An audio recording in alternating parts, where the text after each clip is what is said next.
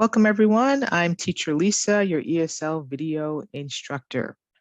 Today we are starting Unit 1 in this book, English for Everyone. It's level 4. If you are intermediate to advanced, I think this book will work great for you. So you want to make sure that it's the one with the blue cover. You do not have to purchase the book. I am going to share my screen, but if you'd like to follow along, I'll put the link in the description. It's relatively inexpensive. You can get the ebook or the paperback book. I'll put the link to the book in Amazon if you so choose to purchase the book. Let's get going. Unit 1. So I'm going to share my screen now. So Unit 1, making conversation. So what are we going to learn? We have some new language points, present tenses. We'll go over some of the present tense, like the simple present, also the present continuous tense. Vocabulary, meeting new people. We'll do some vocabulary building and the new skill of using question tags. So let's go ahead and just read our intro to see what we can expect. Verbs have various forms in the present tense, including continuous and perfect. You need to understand these differences when making question tags. These tenses sometimes can be confusing for students, but let's try to explain it very simply in today's lesson. So here we have an example. If we go down to our next point, we're going to look at the present simple tense versus the present continuous tense. So we have a nice definition for both of them. So let's take a look. Let's look at the present simple. So first of all, the present simple refers to something that happens in general or as part of a daily routine. Sometimes students think, well, it's what's happening right now. That's not always the case. It doesn't have to be happening right now. We speak in the present simple when it's part of our daily routine. Do you see the first part of the example? It's in the present simple. I usually cycle to work. So that's something that you probably do daily or weekly. So we just keep it in the present simple. It doesn't mean you're cycling right now as you're telling the person. It's just part of your routine. Let's look at the next tense, present continuous. We know we are in the present continuous when we have the ing. Let's read the definition. The present continuous refers to something that is happening right now and will continue for a limited amount of time. So that's key, that it's happening now, but it's for a limited amount of time. So it's not going to go on forever. So the second part of the example, but today I'm walking instead. So the first half, I usually cycle to work, but today I'm walking instead. So we have the reasons why we are in two different tenses. So let's continue. So we're going to give you a little practice. We have a Post-it note here. Now your job is to rewrite the note, correcting the highlighted errors. And I should mention, feel free to pause the video at any time. So as we go through the exercises, we'll do them together, but pause it and put in your own answers and then go back to the video and see if you're correct. So let's go ahead and do that now with this Post-it note. So we have the first part of it was done for you as an example. So we have, hi, Jose. Today is being my first day in my new job. So is being correct? I will give you a hint. Being is usually used incorrectly, even with native speakers. It's pretty common for a native speaker to use being incorrectly. So how do we correct it? So they gave you the answers in the example. Today is my first day. It is my first day, present simple tense. We do not need to use any complicated tenses to convey this idea, present simple. We don't need the being. So again, you can pause the video and do the rest. I'm just going to continue and put the answers on the right side. So today is my first day in my new job. So I leave the house early. So is that correct? So I leave the house early. Well, we can say, I am leaving the house early. So I am leaving. So we can put that in the continuous tense. If you forget what it is, you can go back in the video. We explained why we would be in that present continuous tense. Let's continue. I'm being a bit nervous. I'm being a bit nervous. Is that correct? No, that is not correct. So how do we correct it? We simply say, I'm nervous. I am nervous. We don't need the being. And usually, class, when we talk about feelings, we don't say being. Sometimes we hear people say, you know, I'm being angry right now. We just say, I am angry. That's it. Or he is angry or she is angry. So with feelings, we either use the verb feel, like I feel angry, or we just use I am angry, or he or she is angry, or they are. Let's look at the next piece. But I'm also being very excited. So is that correct? Just say, I'm also excited. Right? So I'm also excited. Right? We don't need the being. Let's continue. Anyway, I already run late. I already run late. We need that in the continuous tense. So I'm already, oops, let me make sure I spell correctly, running late. Let's continue. And I'm needing to leave to catch the bus. Do we need to be in that continuous tense there? No, we just say I need to leave. I need. That's it. Just a present simple. Don't be forgetting to pick up some milk on your way home from work tonight. Don't be forgetting. No, we just say don't forget. Just a present simple. Don't forget. So here are the answers. And again, if you weren't sure why we're in that tense, just go back. We explained already why we are either in the present simple or the present continuous. So let's clear and move forward. We're going to add two more, present perfect and present perfect continuous. Okay, let's tackle these. And I will tell you why you don't need to stress about being in one of these correct tenses. So I'm going to explain that to you. Present perfect. So let's read the definition first. We'll look at some examples. Present perfect. You use the present perfect to talk about the recent past or general experiences in a lifetime up until now.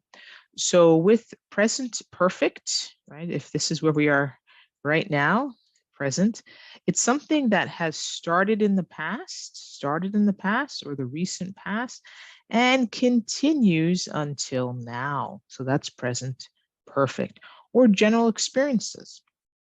So let's look at the first part of the example. I have just started a new job. So they recently started a new job, but guess what? They're still at that job. It continues until now. So that is in the present perfect tense. We use has or have to create that present perfect tense with the verb having the ed ending.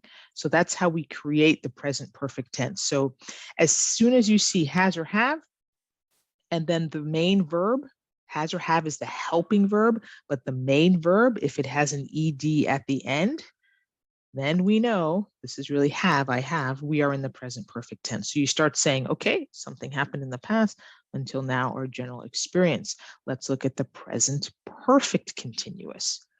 So let's read the definition. Use the present perfect continuous to talk about an action that started in the past, but is continuing until now, or has present results, or is presently affecting us now, even though it started in the past, hasn't finished. Look at the second half of the example. I have been meeting new people all week. So we have the have or the has. So as soon as we see that helping verb, we're talking about something that started in the past. We have have or has.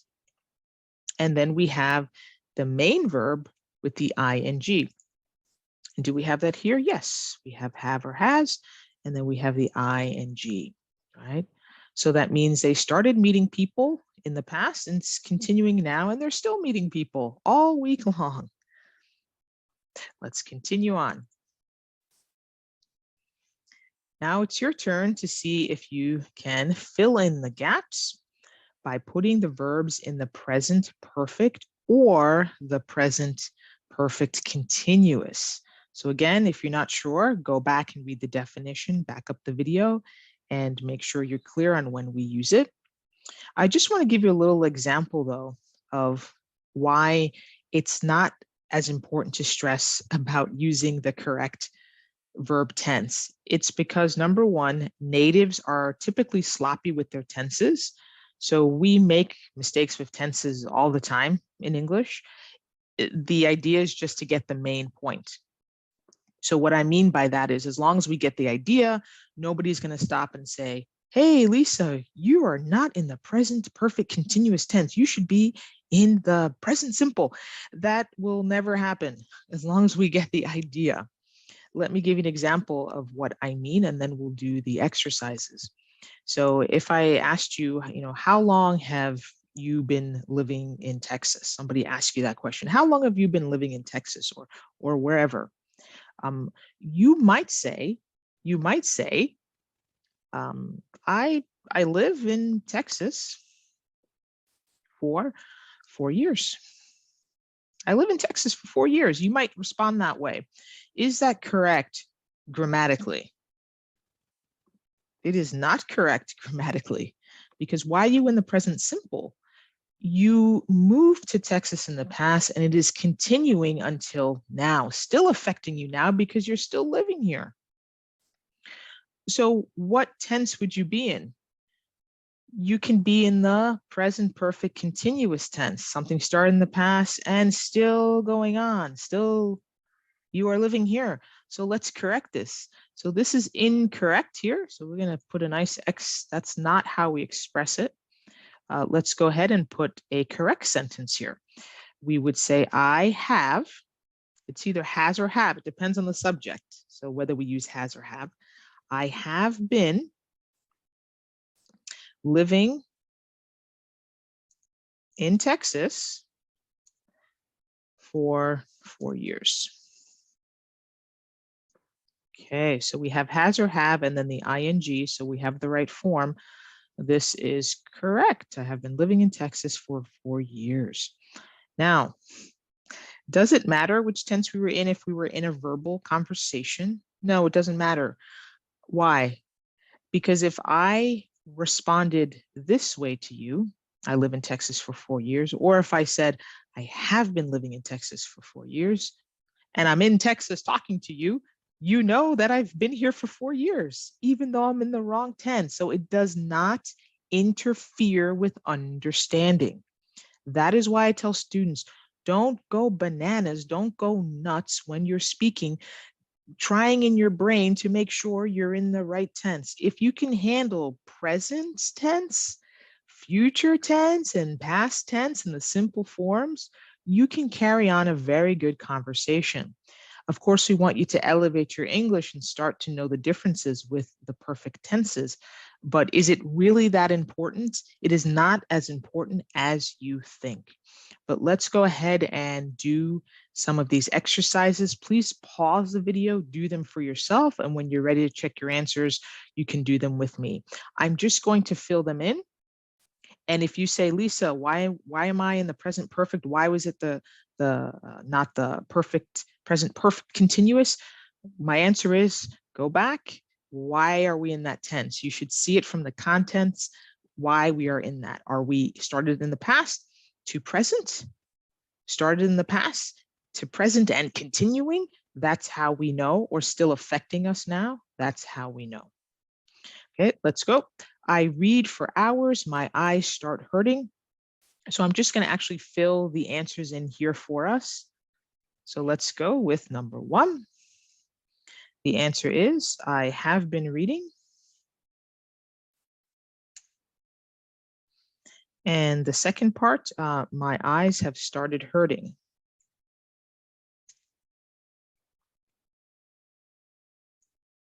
Okay. Number 2, has the mail arrived? I have been expecting a letter all week. My leg has been hurting all day, but I haven't seen, so have not or haven't seen a doctor yet. Number 4, have you seen my keys? Right. I have been looking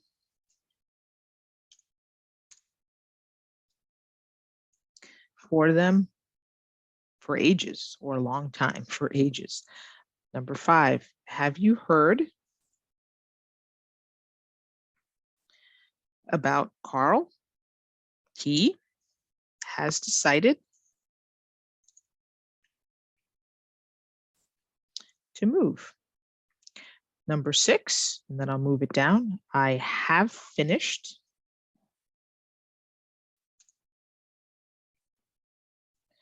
okay, and then I have been writing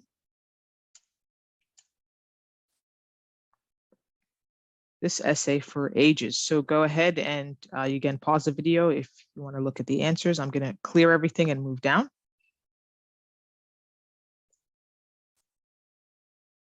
We have our last 2. Number 7,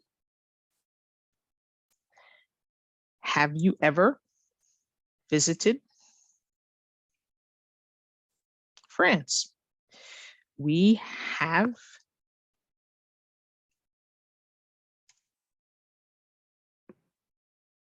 been looking at brochures. I have been trying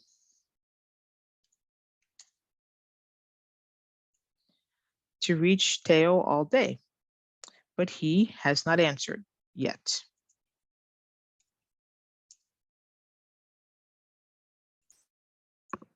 And those are the answers.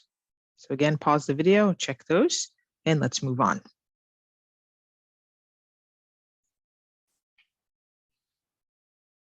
Question tags. What is a question tag?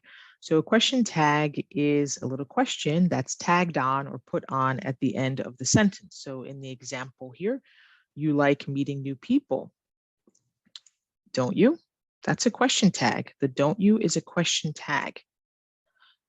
What goes before that question tag can stand alone as a complete sentence. It always can stand alone. So you like meeting new people, I can put a period here. And then we're just adding that question tag onto the end. So we put a comma in the question. You don't like meeting new people, do you? Again, this could stand alone, and then we have a question tag. So what is the purpose of a question tag? What does it do? So we're going to read here just a little bit about why we had don't and why we have do here. So when the question, the main clause, I should say, the sentence is positive, and it is positive in our first example, the question tag is negative. So we say, don't you? And vice versa. So in the second example, we have the negative at first, you don't like meeting new people, then we have to have the question tag positive, do you? Also the verb to be, if the main verb is be is also used in the question tag. So we keep it the same. The verb to be is am, is, are, that is the verb to be. So I am working tomorrow. So we say, aren't I? George isn't working today. Is he? So again, it's positive. We make the question tag negative. Here it's negative in that main clause. Then the question tag is positive.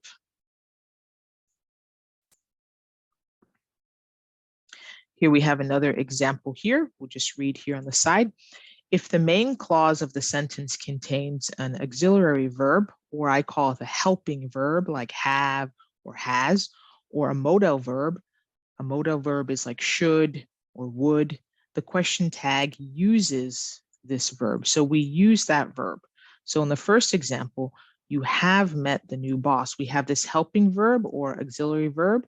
We have to also use it in the question tag. So it's positive, but we make it negative. You have met the new boss, haven't you? We shouldn't interrupt him. Should we? We use the same should, even though it's negative. We use the same should in the question tag. We just make it positive. Okay, we're going to ask you to see if you can do it on your own here. We have to match the statements to the correct question tag. So we've given you the clause, that standalone sentence, and match it with the question tags. So you can go ahead and pause the video, do it on your own, and then we'll help you match it. So let's do the answers now. The first one's done for you. Nina's always late for work. We matched it with, isn't she? Let's look at the next one. They aren't very welcoming. We'll match it with, are they? Okay. Number 2, he should try harder to be friendly. Shouldn't he? She hasn't made many friends here, has she? Number 4, he doesn't like going to new places, does he? They're so happy to be here, aren't they? They would be here if they could, wouldn't they? All right, excellent, excellent. So you can pause the video and check your answer, and let's move forward. All right. Now, intonations with question tags. Do we go up or down on the question tag? So you might have noticed my voice was going up sometimes on the question tag, sometimes it goes down. How do we know? Well, let's take a look at the first piece. If the intonation goes up at the end of the question tag, it is a question requiring an answer. So the person is asking you to answer. Here's the example. Would you like to move offices? Wouldn't you? The voice goes up. Why? Because I'm asking whether or not you would like to move offices. I need an answer.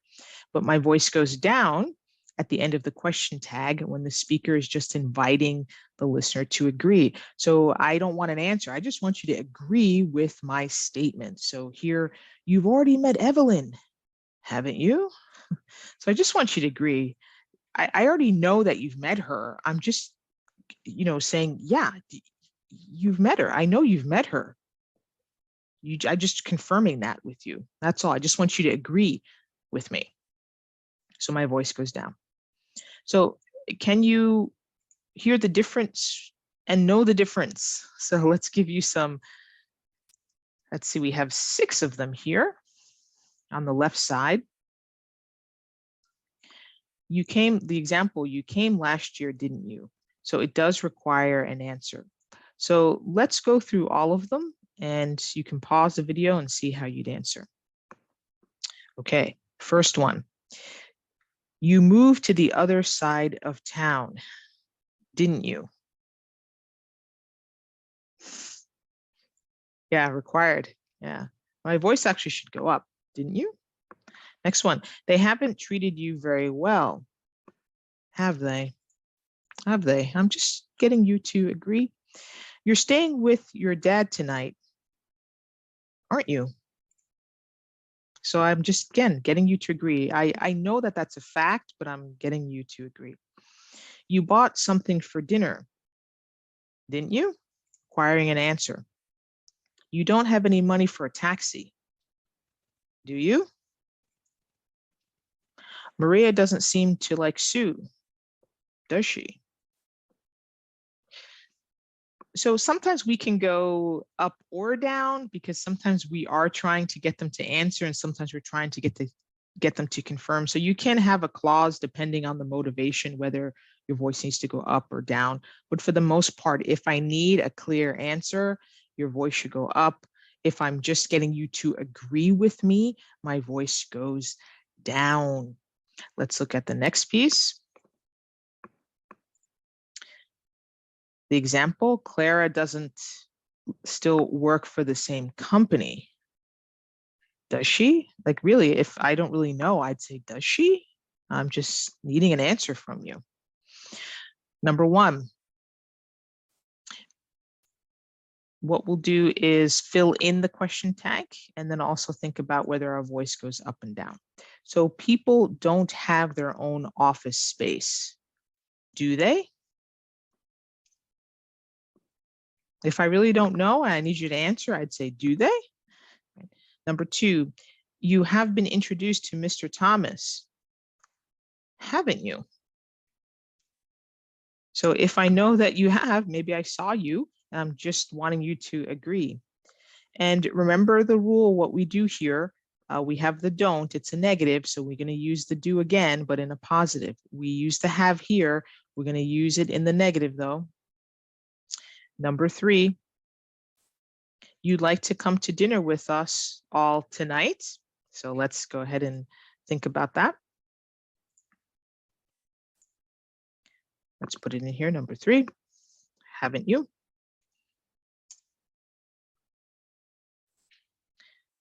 And number four, Oscar, oops, I'm sorry. That's why I was getting ahead of myself. Sorry about that. You'd like to come to dinner with us all tonight, wouldn't you?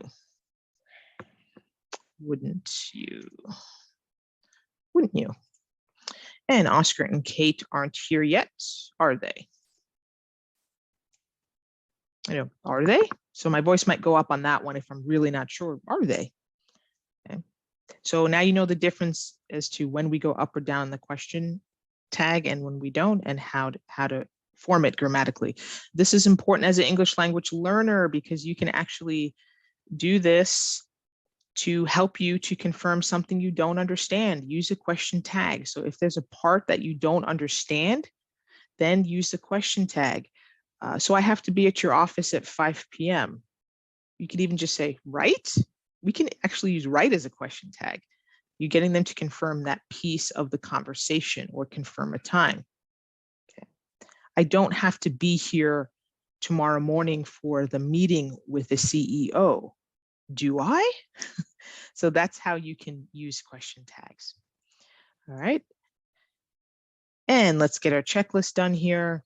So what have we learned today? We've reviewed some of the present tenses. Don't stress about them, but get more comfortable using them. Talked about meeting new people, how you can use question tags to help you on the use of them. All right, let's see what is in the next video. Part 2, action and state verbs. See you in the next video.